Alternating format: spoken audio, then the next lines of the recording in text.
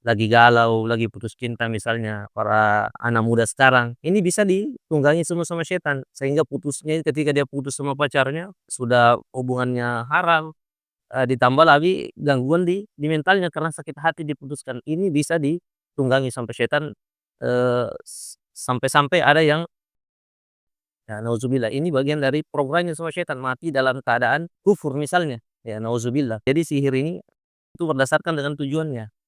Tujuannya ada bisa membuat orang jatuh cinta, dari tidak cinta menjadi jatuh cinta, ada juga membuat seseorang dari cinta menjadi benci. Dan ini akhir-akhir ini kita sering dapat kasus-kasus seperti ini ya. Tidak ada keraguan dalam Al-Quran. Ya. Kita orang Islam tidak membutuhkan penelitian-penelitian untuk membuktikan Al-Quran. Karena dasarnya yakin. Nah, ketika ada peneliti meneliti tentang Al-Quran, bagaimana menyembuhkan, kemudian hasil penelitian itu sesuai dengan Al-Quran, penelitian itu kita anggap sebagai penguat saja, penguat saja. Insyaallah, di bulan 2 kita ada kegiatan, daurah ilmiah tentang, pengobatan Al-Quran, di mana di situ kita akan hadirkan narasumber. Yang pertama ada Ustadz Nuruddin Al-Indonesi, hafizahullah taala, yaitu salah satu founder Rehapati Foundation. Kemudian kita ada juga Ustadz, Syaibani hafizahullah taala. Dia adalah salah satu, dai atau mubalik dan salah satu guru kita juga di Makassar.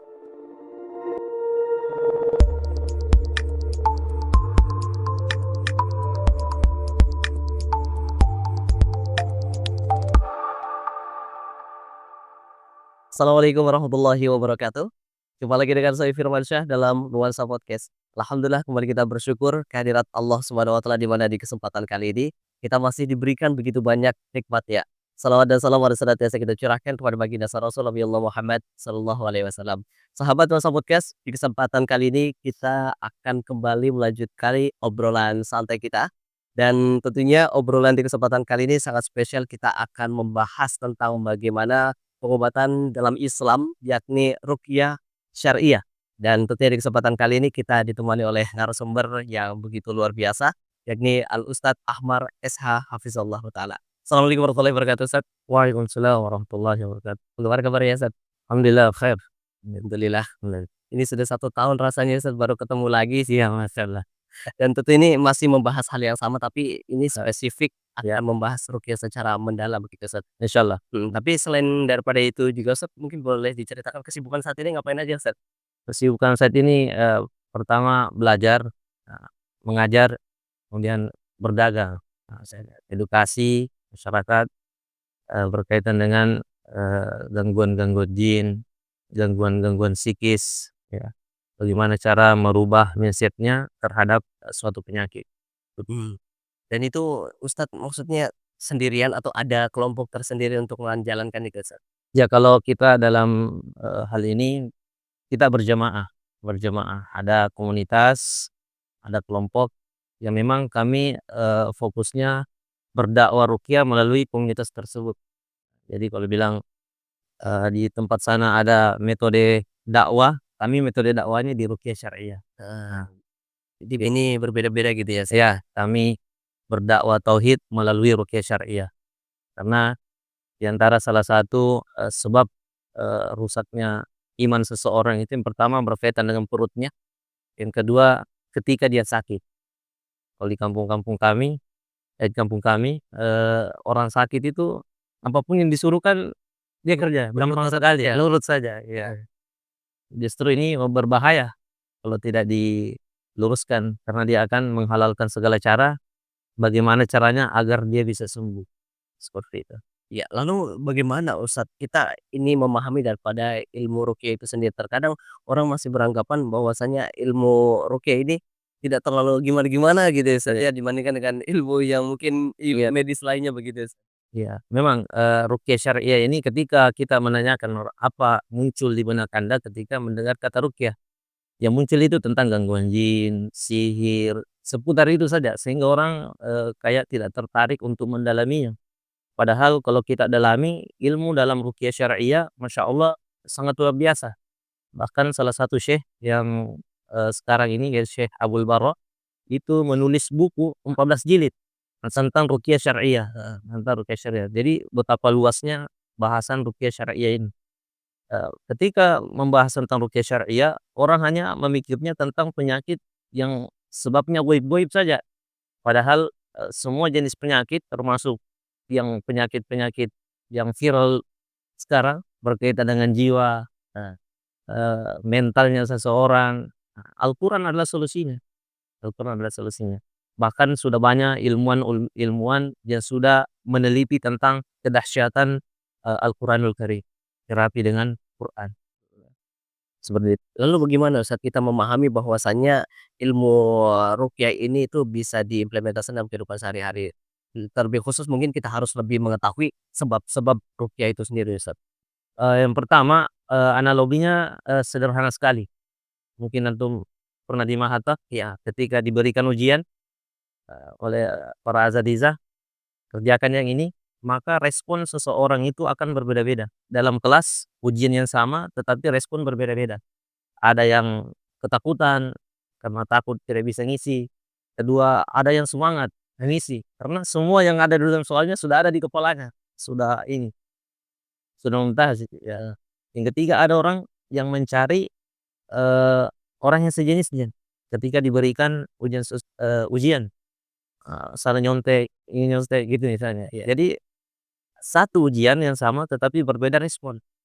Apa yang menyebabkan kira-kira?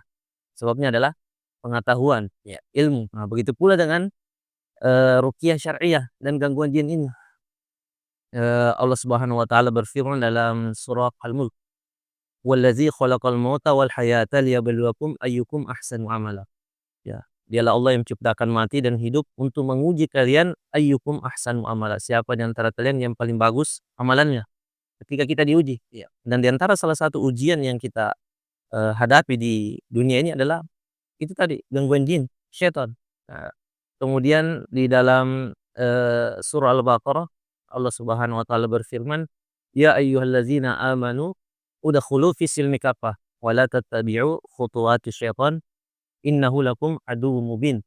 Jadi disebutkan bahwa syaitan di situ adalah musuh Iya. nyata. Nah, yang namanya musuh, di kita berada pasti akan ada kesempatan pasti diserang. Kalau kita tidak mempelajari strategi musuh kita, maka kita akan kalah. Itu di antara salah satu, pentingnya kita mempelajari juga ini. Karena disebutkan bahwa setan itu adalah musuh nyata bagi kita, bukan lawan. Nah, kalau lawan, seperti Makassar lawan Bandung misalnya, nanti di lapangan bola baru, Oh, iya. bertanding, baku baru, apa namanya, saling keluarkan skill. Sama dengan setan juga, kalau kita anggap dia lawan, nanti di bulan Ramadan baru, saling bertarung, iya. Kalau di luar dari Ramadan dia bersahabat, berteman dengan setan, nauzubillah. Seperti itu, jadi itu pentingnya kita mempelajari, ilmu ruqyah dan, gangguan jin secara umum. Tapi ini Ustaz, terkadang kita belajar ilmu ruqyah ini tentu ada kayak ada hal yang harus diwaspadai, terkadang takut juga Ustaz untuk kembali kepada dirinya begitu Ustaz. Mungkin apa yang mungkin yang perlu dipersiapkan untuk mempelajari hal demikian? Oh, iya, takut ketika dia mendalami ruqyah, kemudian ada serangan dia dirinya misalnya. Mengenai dengan serangan, sebenarnya, serangan musuh, bukan pada saat kita jadi peruqyah. Heeh. Tetapi sudah ada ketika diprogramirkan, oleh jin, oleh iblis dari bangsa jin, qala fabima aghwaytani la'aq'udanna lahum siratakal mustaqim.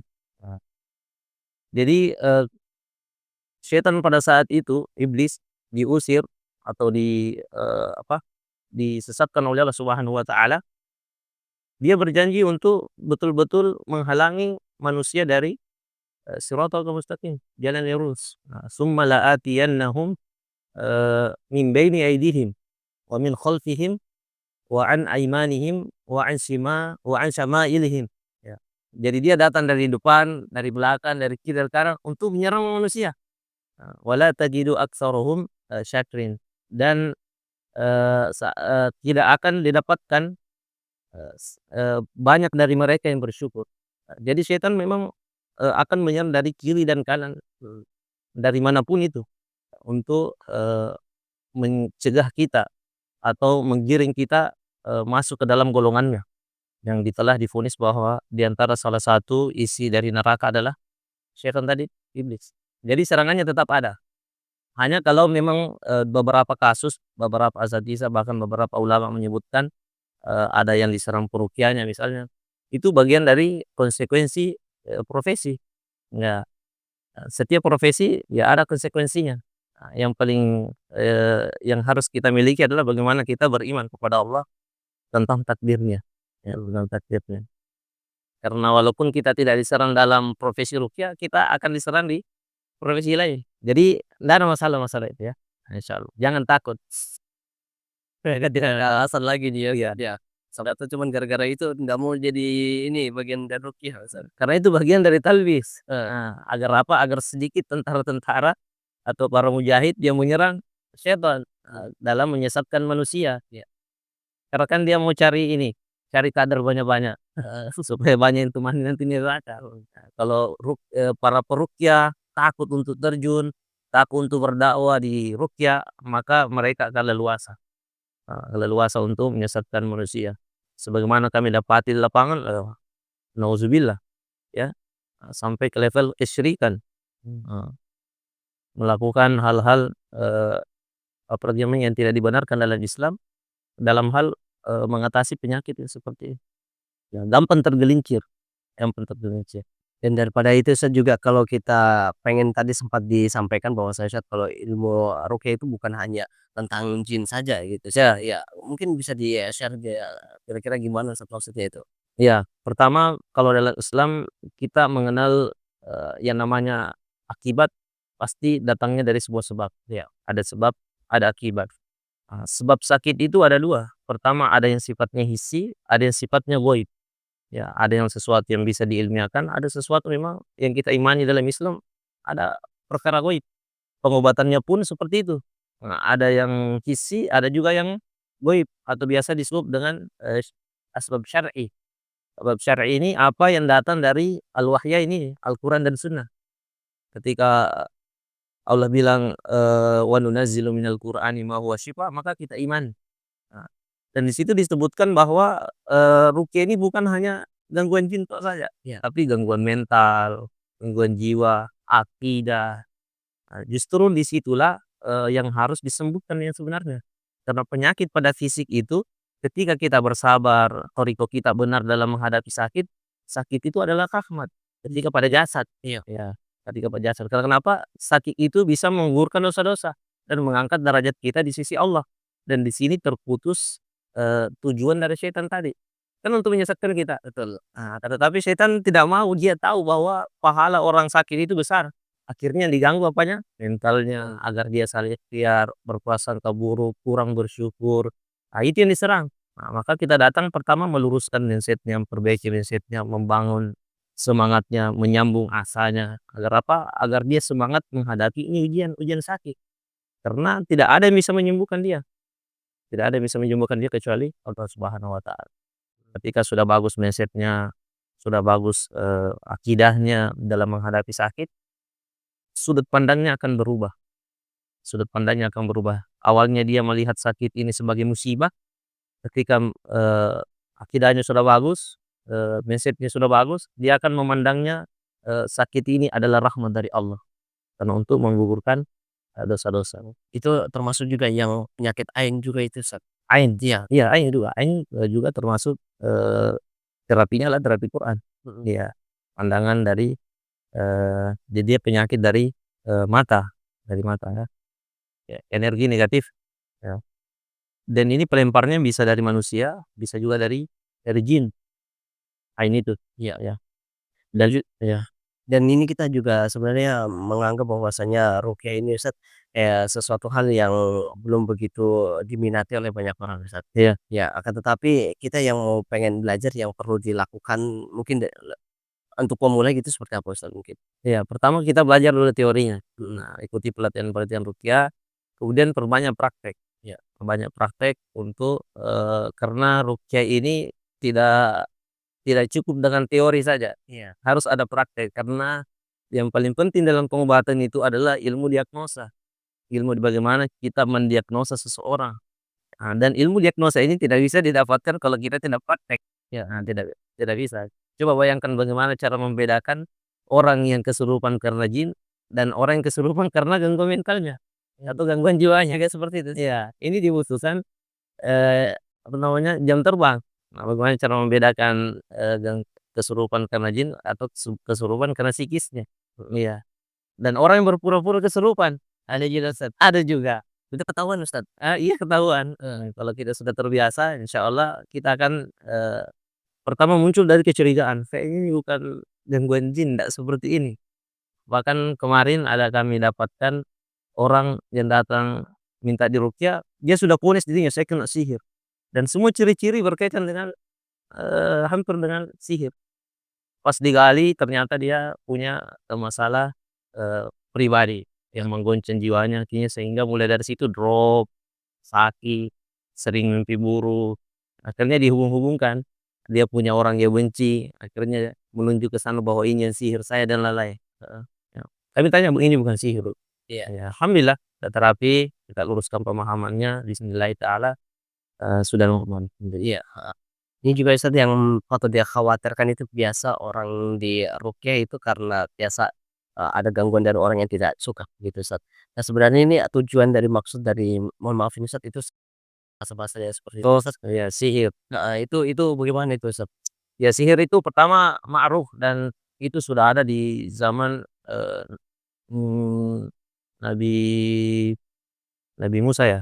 Iya, Nabi Musa, tentang sihir dan ini iya, sudah ada di sejak zaman dulu sampai sekarang, ya. Dan sihir ini, seiring berjalannya zaman dia juga modern, dia juga modern. Ya, jadi sihir ini itu berdasarkan dengan tujuannya. Tujuannya ada bisa membuat orang jatuh cinta, dari tidak cinta menjadi jatuh cinta, ada juga membuat seseorang dari cinta menjadi benci. Dan ini akhir-akhir ini kita sering dapat kasus-kasus seperti ini ya.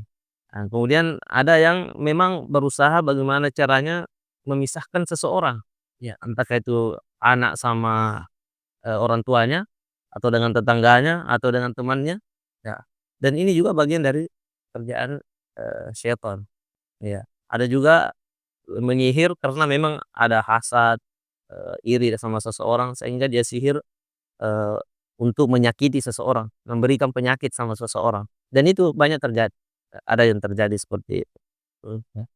dan itu sangat mengerikan Ustaz kalau kita ngelihat, kalau saya dengerin cerita di kampung Ustaz, Ya, apalagi baru-baru kemarin ngelihat langsung itu gara-gara ini Ustaz, dia punya pasangan itu tidak apa, menikah kemudian ada cowoknya yang ini kan Ustaz, yang ya, cemburu akhirnya di ini Ustaz, iya, si sakit hati. itu iya sakit Mhm. hati seperti itu. Itu bisa 2, pertama bisa kena hasad, bisa kena sihir juga. Jadi ketika dia hasad, jadi hasad ini efeknya hampir seperti sihir, bahkan lebih parah daripada sihir, efek hasad itu. Iya, Dan hasad ini juga bagian dari sebab-sebab dari, gangguan jin. Kalau di bukunya salah satu Ustadz Salahuddin itu dia menyebutkan di antara rukun dari hasad itu adalah ada bantuan dari jin situ, ada gangguan, dari jin. Karena kenapa? Kalau sihir kita butuh ritual, mmm, kalau hasad tidak perlu ritual, langsung difasilitasi sama setan. Bagaimana caranya agar ya yang jadi masalah kalau dia sudah hasad, kemudian dia menggunakan lagi sihir, ya, ah, nauzubillah. tapi itu Mmm. potensi sembuhnya gimana Ustaz? Itu Nah, masih iya, kalau namanya kesembuhan insyaallah, akan sembuh ketika bertemu dengan, mmm, obatnya dan bisa diterapi dengan ruqyah syar'iyyah. iya, Dan perlu di situ kita, lakukan, terapi intensif yang betul-betul, terdiagnosa kena sihir, diubah juga, diperbaiki lingkungannya, dari spiritualnya diperbaiki semua. Dan paling penting adalah tazkiyatun nafs, yang membersihkan jiwa.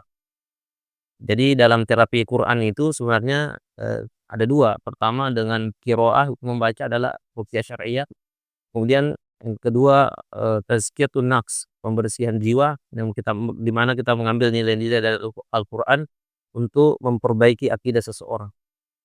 iya. Ini Ustaz terkadang kalau kita melihat dan bahkan ini perspektif orang banyak Ustaz, kalau misalnya ustad yang ngeruqyah, kemudian nggak berhasil Ustaz, kayaknya ini gagal ini gitu Ustaz.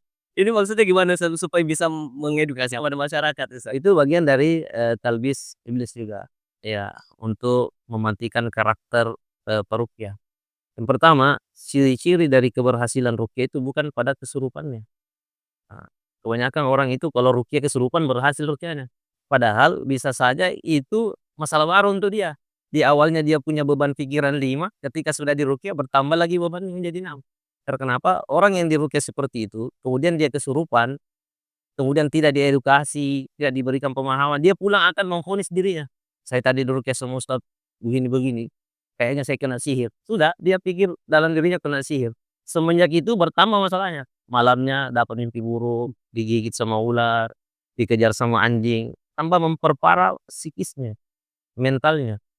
Nah, padahal, pergi tolak ukurnya bukan di situ. Bahkan kami kalau kita meruqyah dan dia kesurupan total, kita kasih sadar ruqyah. Lebih nyaman ketika kamu dibacakan Al-Qur'an, kemudian kamu tenang, Al-Qur'an bisa bekerja, suara bisa masuk, menjadi terapi dalam diri diri kita. Ya, karena kalau dibawa Al-Qur'an ini dibawa dari segi hissi Mhm. ke medis, dia ini adalah terapi suara, kayak bagaimana caranya suara ini bisa masuk kalau setan berusaha mengendalikan akal kita, kemudian kita teriak-teriak, suara tidak bisa masuk. Nah, jadi setan berusaha bagaimana caranya agar orang ini tidak fokus mendengarkan Al-Qur'an. Ini Ustaz, kita tadi sempat menyinggung tentang masalah sihir tadi itu Ustaz ya.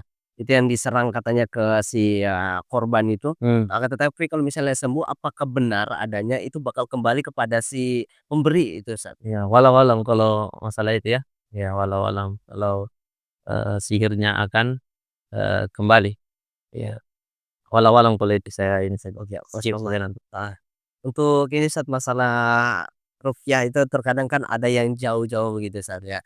Terkadang kita diminta untuk ruqyah tapi jaraknya itu tidak Oh, jarak tidak jauh. ya tidak Mhm. memadai gitu Ustaz. Apakah bisa secara ini Ustaz, Iya, bertasap masa iya.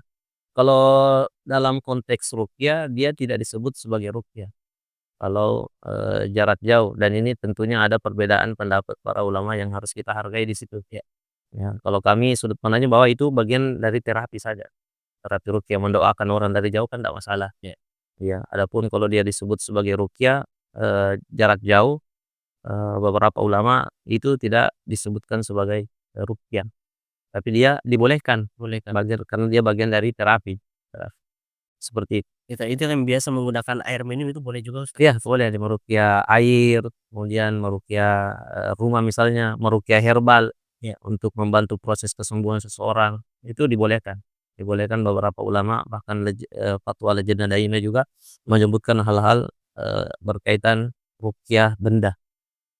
Ya, ini juga Ustaz, kita pengen tahu tentang bagaimana keterkaitan antara ilmu ruqyah syariah dengan ilmu medis ya Ustaz, itu kira-kira misalnya ada yang menganggap kalau ilmu ruqyah itu bukan daripada medis itu ya, Oh, itu iya. mungkin butuh pencerahan juga Oh, begitu iya. Ustaz, ya. Pertama, kita memiliki, benang merah antara medis dan ruqyah. Ketika, apalagi dokternya seorang muslim misalnya. Yang pertama, kita harus yakini dulu bahwa tidak ada keraguan dalam Al-Qur'an. Ya, kita orang Islam tidak membutuhkan penelitian-penelitian untuk membuktikan Al-Qur'an, karena dasarnya yakin. Nah, Ketika ada peneliti, meneliti tentang Al-Qur'an bagaimana menyembuhkan, kemudian, hasil penelitian itu sesuai dengan Al-Qur'an, penelitian itu kita anggap sebagai penguat saja. Justru kita di sini, ada namanya terapi yang sifatnya primer, ada yang sekunder. Nah, sekunder, seperti medis atau, herbalis, kemudian para disebut dengan tobib, padahal tobib kan dokter juga, tapi untuk membedakan antara medis dan pengobatan tradisional disebut tobib. Kita saling membutuhkan di situ, saling membutuhkan. Ya, ada, hanya ruqyah ini atau terapi Quran ini lebih kepada akar masalah. Ibaratnya ketika kita mau menyelesaikan sesuatu, ibarat pohon, kita itu mengobati akarnya. Jadi nanti rantingnya itu walaupun ditebang lagi dia akan tumbuh kembali. Nah, dia akan, tumbuh di tempat lain. Karena kenapa? Akarnya tidak selesai. Maka yang paling pertama kita, hilangkan adalah akar masalahnya. Sehingga pengobatan nanti pada jasadnya, ibaratnya tadi seperti ranting, ketika dipotong ya tidak tumbuh lagi.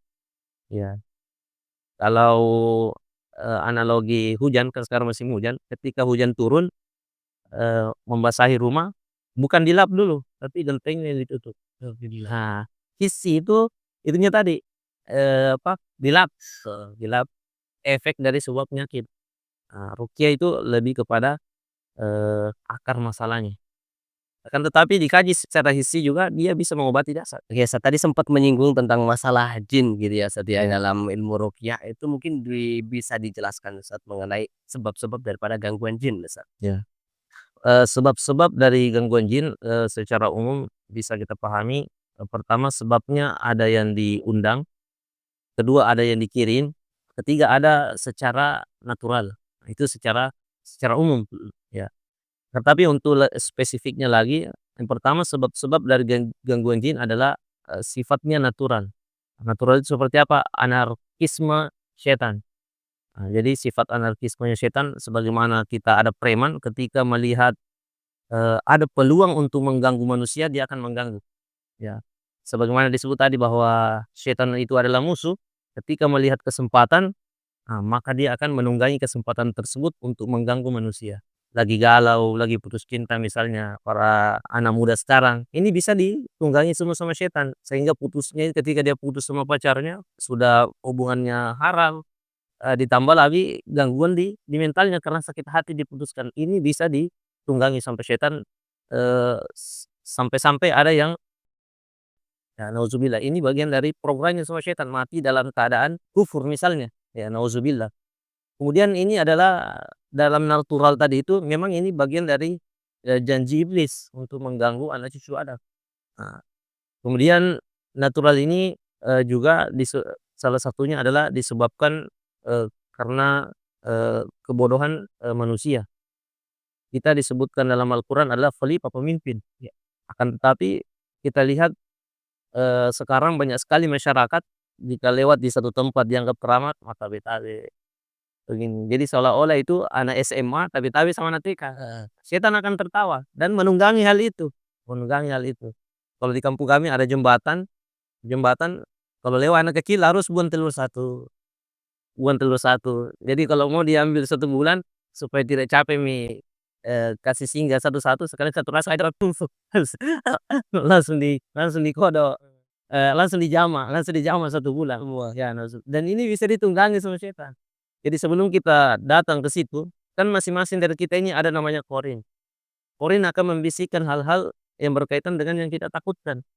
Nah, di sana nanti ada begini begini begini. Jadi belum sampai itu dia sudah merinding. Pas sampai di tempatnya, dia lari. Ketika dia lari di situ setan terbahak-bahak. Melihat, misalnya kalau junior, senior, lihat seniornya berhasil ditakut-takuti. Itu sebab-sebab secara natural. Tetapi ada lagi sebab-sebab disebabkan karena nafsu. Ya nafsu, ketika kita berbicara tentang nafsu, di dalam hadis, Rasulullah Shallallahu Alaihi Wasallam bersabda, "Inna fil jasadi mudghah," bahwa di dalam jasad itu ada segumpal daging. Idza sholahat, sholahal jasadu kullu. Apabila daging itu baik, maka baik pula seluruhnya.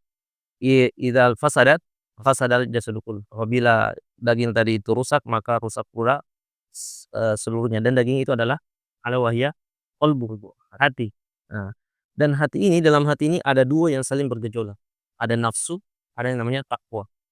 Nah, dan yang menyetir keduanya ini adalah, akal. Bagaimana, yang mana akal kita memilih antara dorongan nafsu atau dorongan takwa. Ketika itu "Hayyalas shalah," ketika setan itu, membisikkan, "Masih hayyalas shalah, belum hayyalal falah." Nah, nafsunya juga, "Innan nafsa la'ammaratun bisu'," bahwa nafsu itu menyuruh kepada keburukan. Dia mengikuti, ketika seseorang terbiasa mengikuti hawa nafsunya, maka, di awal kita masih berpikir, ikuti nafsu, ikuti ini atau ikuti ini, kan. Tapi kalau orang sudah terbiasa, maka dia tidak berpikir lagi, maka dia secara otomatis akan mengikuti hawa hawa nafsunya. Iya, itu yang berkaitan dengan nafsu. Tentu, masih panjang pembahasan tentang, hawa nafsu ini berkaitan dengan sebab-sebab, gangguan jin, ya. Kemudian sebab gangguan jin, yang ketiga adalah, diundang diundang. Misalnya pergi ke dukun, pasang susuk, apalagi, belajar ilmu-ilmu tenaga dalam, Ilmu agar, hitam biasa ya, Guys, ya. ya ilmu hitam dan putih, pasti gabungnya jadi pink. Ya, hal-hal yang seperti itu. ya orang-orang mengundang jin masuk ke dalam tubuhnya. Kemudian, yang keempat adalah, eee, jin keturunan. Jin keturunan atau biasa kita sebut dengan binasa. Kan kita ini ketika kita balik ke masa lalu, negara Indonesia ini adalah salah satu negara kerajaan, yang di mana dulu nilai supranatural itu sangat kental, ya. Dan ketika para leluhur kita mungkin dengan kejahiliannya ya, belum mengenal Islam, dia membuat perjanjian dengan bangsa jin untuk menjaga 7 turunannya. Mungkin dia sayang dengan 7 turunannya, tapi cara dia, salah untuk menyayangi seseorang, sehingga dia berakad dengan jin untuk, menjaga 7 turunannya agar tetap aman. Dan biasanya dalam akad itu, maka harus ada ritual yang harus dikerjakan tiap tahun atau waktu-waktu tertentu untuk memperpanjang pajak, memperpanjang kerjasama dengan jin, agar kerjasamanya tetap berjalan. Berjalan. Dan inilah yang masih, diulang-ulangi, diikuti oleh keturunannya Iya. hingga hari ini. Misalnya tiap tahun ada persembahan seperti ini, apalagi ritual seperti ini, dan ini semua adalah bentuk-bentuk, kerjasama sama setan, sehingga, eee, bisa menjadi sebab dia diganggu oleh, eee, jin, ya. Kemudian ada sebabnya ain dan, sihir. Ya, ini luar biasa perjumpaan kita di kesempatan kali ini, sahabat Nuansa Podcast. Mungkin untuk akhir daripada perjumpaan kita ya, Sat, mungkin bisa diberikan closing statement gitu, Sat. Pertama adalah kita jangan takut jadi peruqyah. Nah, minimal satu rumah ada satu orang peruqyah. Ketika kita sakit, tidak langsung ingat dulu dokternya, tidak langsung ingat dulu pengobatnya, Iya. tetapi diarahkan dulu untuk mengingat Allah Subhanahu wa Ta'ala. Karena sungguh celaka ketika seseorang misalnya dia kena asma, ya, yang diingat apanya kira-kira? Obatnya Obatnya ya, tengah malam, obatnya langsung diingat. Hari pertama, hari kedua, hari ketiga, sampai ke-7. Nauzubillah ketika hari ke-7, asmanya datang ternyata itu sakratul maut. Yang diingat apa tadi? obatnya itu. Obatnya tadi, nauzubillah. Padahal itu dalam keadaan sakratul maut, yang diingat adalah obatnya. Tapi ketika kita ada peruqyah syar'i di dalam rumah kita, dia akan merubah, bagaimana cara berpikir kita, bagaimana langkah kita menghadapi sakit, maka yang diingat pertama adalah Allah, pertolongannya Allah Subhanahu wa Ta'ala. Pertama, ya ayyuhallazina amanu ista'inu bis sabri wassalah. Wahai orang-orang yang beriman, minta pertolonganlah kepada Allah dengan sabar dan salat, ya. Seperti insyaallah, di bulan 2 kita ada kegiatan, daurah ilmiah tentang, pengobatan Al-Qur'an, yang di mana di situ kita akan hadirkan narasumber. Yang pertama ada Ustadz Nuruddin Al-Indonesi, hafizahullahu taala, yaitu salah satu founder Rehapati Foundation. Kemudian kita ada juga Ustadz, Syaibani hafizahullahu taala, dia adalah salah satu, dai atau mubalik dan salah satu guru kita juga di Makassar. Dan dia juga salah satu aktivis, herbalis, akupunturis, ya pokoknya dunia-dunia, pengobatan, kedokteran klasik. Dan insyaallah keilmuannya sangat, mumpuni. Kemudian yang ketiga ada juga, Prof, Dokter Feni. Dan ini insyaallah semoga, menjadi salah satu momen untuk menaikkan Al-Qur'an di mata masyarakat, bahwa Al-Qur'an adalah salah satu solusi untuk, kesembuhan, eee, untuk umat, ya insyaallah taala. Nanti kita bahas lagi lebih dalam semua poin-poin ini. Masya Allah, tabarakallah, alhamdulillah, itulah obrolan kita di kesempatan kali ini, sahabat Nuansa Podcast, untuk membahas tentang bagaimana, ilmu ruqyah dan juga implementasi dan menjawab semua pertanyaan yang mungkin saja takut-takut begitu ya, Ya, terjun dalam dunia ruqyah, dan siapa tahu ada rasa-rasanya gitu ya sebenarnya, rasa gimana, kalau ada gangguan mungkin tadi ada hawa nafsu, kemudian juga ya mungkin karena ada gangguan hasad dan sebagainya itu mungkin bisa langsung diperiksa gitu ya, jangan nunggu nanti-nanti gitu ya. iya. Ya, jadi itulah obrolan kita, semoga memberi kebermanfaatan. Kami ucapkan syukran, Ustaz, barakallahu fikum. Fik barakallahu, semoga lain kesempatan bisa bersua kembali, Ustaz. Insyaallah nih. Sekiranya ini bisa kami berikan, kurang dan lebihnya mohon dimaafkan. Barakallahu fikum, freedom your mind. Assalamualaikum warahmatullahi wabarakatuh.